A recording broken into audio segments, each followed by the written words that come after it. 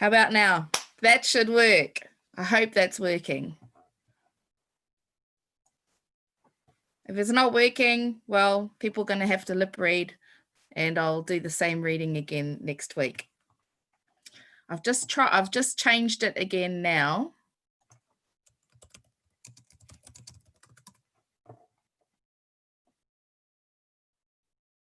I might turn off that fake background. It's doing my head in a little bit. It's cute, but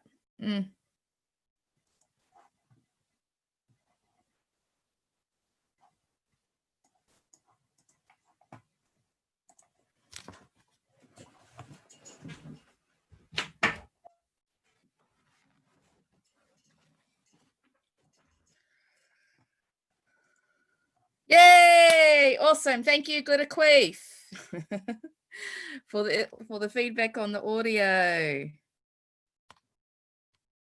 Okay. Tonight's reading is by Ijeoma Oluo. Her book is one of the first anti-racism books that I read actually quite some time ago now, about 4 or 5 years ago. And I came across it when I was in LA visiting with friends. They passed it on to me, and I just think she's a brilliant writer. She is really strongly focused on institutionalized racism, which is particularly pertinent this week here in Tairāwhiti, where the council has begun its discussions with our local iwi, our local people, around the reinstallation of memorials to cooks, Captain Cook's Endeavour boat. And I went down for that meeting last night, and I have to say, my heart was actually really full of aroha for mamai, but also, hurt, but also full of love and pride for everybody who came there to speak their truth. I just thought that was really powerful meeting. But I'm quite sure that there are still some councillors who just don't get it. There were some councillors that didn't show up to the meeting, and I actually think that's quite shameful that they didn't even show up to the meeting. But yeah, there's still a lot of work to be done to get to the bottom of institutionalized systemic racism in local government in New Zealand, as well as central government. And so they're still very much at the building blocks. Anyway, this is from chapter 2 of Ijeoma Oluo's book, So You Want to Talk About Race, and it's called, this chapter is called What is Racism? It was an argument with a co-worker that started where many arguments with co-workers start nowadays, on the internet. This co-worker had posted a meme about how poor people should be given drug tests if they want to get welfare benefits. You know the kind of post I'm talking about. One that sends a message like, if I need a drug test to get a hardworking job, you should have one to get the free stuff my hardworking tax dollars have paid for. I've seen these memes countless times, and they are never anything less than a gut punch to me. I pointed out that as someone who has grown up on welfare and was subjected to this attitude her entire childhood, this sort of stigmatization really hurts poor people who are just trying to survive. Poor people shouldn't have to prove how much they deserve to have a roof over their heads and feed their children. There are a few ways to react when somebody tells you that your language is unintentionally hurting them. And while I was hoping for a quick apology, or maybe just a quick correction, my co-worker decided to double down on her claims and add that she thought that poor people should also be sterilized, because a lot of women take advantage of the system by having more kids to get more money. Don't we hear that in Aotearoa? We hear that particularly about beneficiaries and Māori, Pacific Island people and communities of colour. Suddenly, it was like I was on a TV talk show circa 1984 talking about welfare queens. I honestly didn't think that people really believed that myth anymore. A myth that was used to dehumanize generation of welfare recipients. And as somebody who wouldn't have existed had there been forced sterilization of poor people, I took offense to this comment. In addition, as someone aware of our country's racist history of forced sterilization of women of color, I knew how dangerous statements like this could be. The discussion became heated quite quickly as my co-worker tried to both state that she had not intended to offend me or my brother, who also worked at the same company and was witnessing this argument online, but maybe I just needed to be a little less angry. Because this is why people like me got a bad reputation. Note, people like you is a good warning that a conversation is about to head into some pretty racist territory. Shit got pretty intense. Black on black crime was even brought up.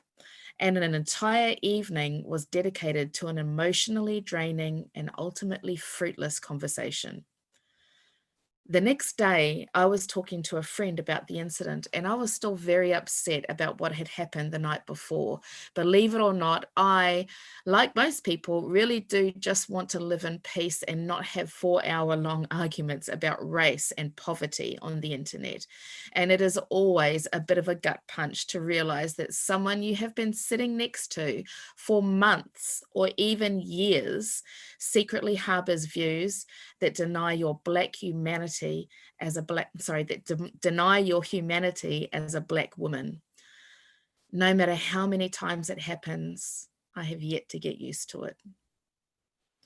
It's really difficult to realize that you've been sitting next to someone capable of racism like that, I explained over a coffee. Whoa, whoa, whoa, Ijeoma, my friend interrupted, literally putting a hand up to stop me from speaking further. Let's not get ahead of ourselves here. Excuse me, I asked, stunned and confused. You can't just go around calling anything racist. Save that for the big stuff, you know, the Nazis and the cross burnings and the lynchings. You're just going to turn people off if you have to use such inflammatory language. I really, really wanted this to just be a matter of misunderstanding. I really wanted this to be a case where perhaps he just didn't know how harmful everyday racism is, and once he did, he would change his mind. I tried to explain the real danger of unchecked racism and microaggressions to people of color, but he wasn't going to hear it. There was real racism, as he defined it, which was a post-Reconstruction era horror type of racism. And I should just interject here and say post-Reconstruction era is the end of the Civil War, Jim Crow era, where there were still burnings and lynchings, in the USA. And there was whatever I was talking about, which he wasn't comfortable categorizing, but he was pretty sure was not a big deal. The day-to-day reminders that I am less than, that I should just learn to get over or find a more pleasant way to confront.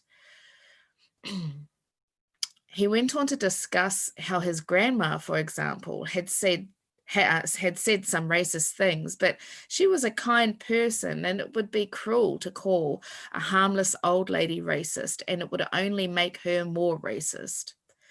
It seemed far more important to him that the white people who were spreading and upholding racism be spared the effects of being called racist than sparing his black friend the effects of racism. So no matter what I said, no matter how I described the effects of this sort of racism, that this sort of racism had on me and on other people of color, he was not going to accept me using the word racist to describe it. That was when I learned that this was not a friend I could talk to about this really important part of my life. I couldn't be my full self around him, and he would never truly have my back. He was not safe. I wasn't angry. I was heartbroken. We couldn't talk about the ways in which race and racism impacted my life because he was unwilling to even acknowledge the racism that was impacting my life, and he was unable to prioritize my safety over his comfort, which meant that we couldn't talk about me.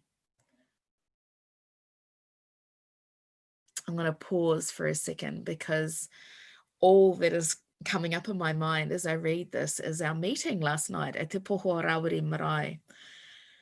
This was all of us, talking about our experience of power and the way power has been wielded against us and against our grandparents and our great-grandparents in this region. And, you know, I know, as I said before, that some of those counsellors do not get it. And that makes some of those counsellors not safe. They are not safe for us, in my estimation. They can become safe. I have absolute belief that they can become safe. But while they are resentful of us talking about racism, and while they are resentful of us telling the truth about how these decisions are hurting us and this process is hurting us, and while they are refusing to engage, they are not safe for us. Probably one of the most telling signs that we have problems talking about race is the fact that we can't even agree on what the definition of racism actually is. Look at almost any discussion of race and racism online, and you will see an argument pop up over who is racist and who isn't, and who has the right to claim that they are suffering from racism. The most common definitions of racism, in my own summation, are as follows. 1, racism is any prejudice against someone because of their race. Or 2, racism is any prejudice against someone because of their race when those views are reinforced by systems of power. While those two definitions are very close to each other in many ways, the differences between these two definitions of racism drastically change how you look at and address racism. For the purposes of this book, I'm going to use the second definition of racism, a prejudice against someone based on race, when those prejudices are reinforced by systems of power. This is the definition that I recommend that you use in your day-to-day life if your goal is to reduce the systemic harm done to people of color by racism. Let me explain why. When we use only the first definition of racism as any prejudice against anyone based on race, we inaccurately reduce issues of race to a battle for the hearts and minds of individual racists, instead of seeing racists, racist behaviors, and racial oppression as a part of a larger system. There are a lot of individual, unapologetic racists out there. They are easy to spot. They're the people sharing the Obama equals monkey memes. They are the people sewing swastikas onto their jackets and talking about white genocide. This book is not for them, and they are not my primary concern. This book will not tell you how to get unabashed racists to love people of color. I'm not a magician. Furthermore, many of these people have very little real power on their own, and they tend to stay on the fringes of society. We, as a society, like our racism subtler than that. What special power virulent racists do have can often be thwarted by just staying away from wherever you see Obama is a Muslim signs. What is important is that the impotent hatred of the virulent racist was built and nurtured by a system that has much more insidiously woven a quieter but no less violent version of those same oppressive beliefs into the fabric of our society. The truth is, you don't even have to be racist to be a part of the racist system. The dude shouting about black on black crime is reinforced by elected officials coding problem neighborhoods and promising to clean up the streets that surprisingly always seem to have a lot of brown and black people on those streets. And they end with a lot of black and brown people in handcuffs. Your aunt yelling about thugs is echoed in our politicians talking about super predators whilst building our school to prison pipelines that help to ensure that the widest path available to black and brown children ends in a jail cell. But a lot of the people voting for stop and frisk crime bills or increased security in schools would never dream of blaming racial inequity on black crime or calling a young man a thug. In contrast, a lot of the racists holding white power signs aren't even registered to vote. It's the system, and it's our complacency in that system that gives racism its power, not individual intent. Without that white supremacist system, we would just have a bunch of assholes yelling at each other on a pretty even playing field, and may the best yeller win. But there is no even playing field right now. Hundreds of years of systemic oppression have set large groups of racial minorities at a distinct power disadvantage. If I call a white person a cracker, the worst I can do is ruin their day. If a white person thinks I'm a nigger, the worst they can do is get me fired, arrested, or even killed in a system that thinks the same and has the resources to act on it. Looking beyond the differences and impact of these two definitions of racism, how we define racism also determines how we battle it. If we have cancer and it makes us vomit, we can commit to battling nausea and say that we have been fighting for our lives, even though the tumor will likely still kill us. And when we look at racism simply as any racial prejudice, we are entering into a battle to win over the hearts and minds of everyone that we encounter, fighting only the symptoms of the cancerous system and not the cancer itself. This is not only an impossible task, it's a pretty useless one. Getting my neighbor to love people of color might make it easier to hang around him, but it won't do anything to combat police brutality, racial income inequality, food deserts, or the prison industrial complex. Further, this approach puts the onus on me, the person being discriminated against, to prove my humanity and worthiness of equality to those who think that I'm less than them. But so much of what we think and feel about people of other races is dictated by our system and not by our hearts.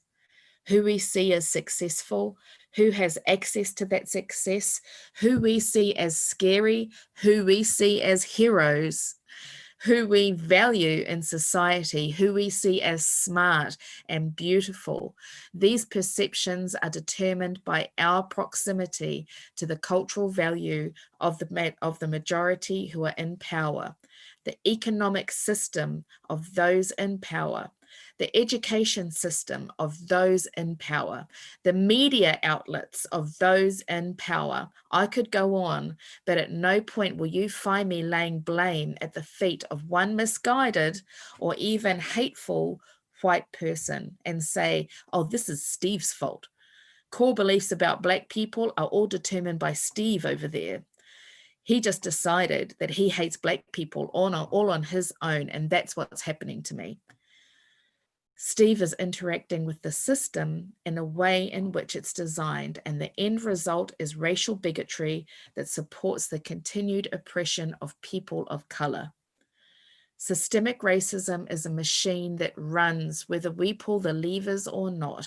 And by just letting it be, we are responsible for what it produces. We have to actually and actively dismantle the machine if we want to make change. I'm going to wrap that up there. So, you know, what she is talking about is we need policy.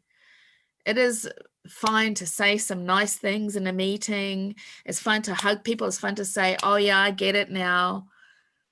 But if we want to change the system, you have to have anti-racist policy, and you need to assess your current policy for racism and look at what acts you can take on that policy to either cancel it or make it anti-racist. And so, you know, the next council meeting on the 12th of this month, which is next week, I'm going to be going there to speak to a proposal that I put to council last month, that they undertake an anti-racism journey that comes with investigation and research and workshops and training and an evaluative model that will look at the past and present and future policies of council from an anti-racism perspective. And so, you know, that is the kind of thing that we really need council to commit to, so that we don't wind up finding ourselves back there every single time, having to raise our heads above the parapets to argue for justice. And every time we do, we wind up becoming victims of people who want to attack us, who want to say that we are savage, that we deserve to be colonized, that we're better off for being colonized, that we invited colonization, and that we would still be in grass skirts living in caves if it wasn't for our colonizers, and people that deny the murder, that deny the barbarity of our experience of colonization. And we have to go through that every time we are forced into the front line to defend our rights in the face of a racist system. And so we need to change the system.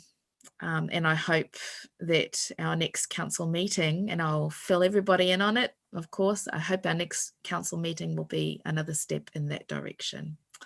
Kia ora mai, everybody. Thanks for coming to the Anti-Racism Reading Nook again every Thursday, 7 p.m. We'll do a different anti-racism reading, and see you next week. Kia ora mai anō.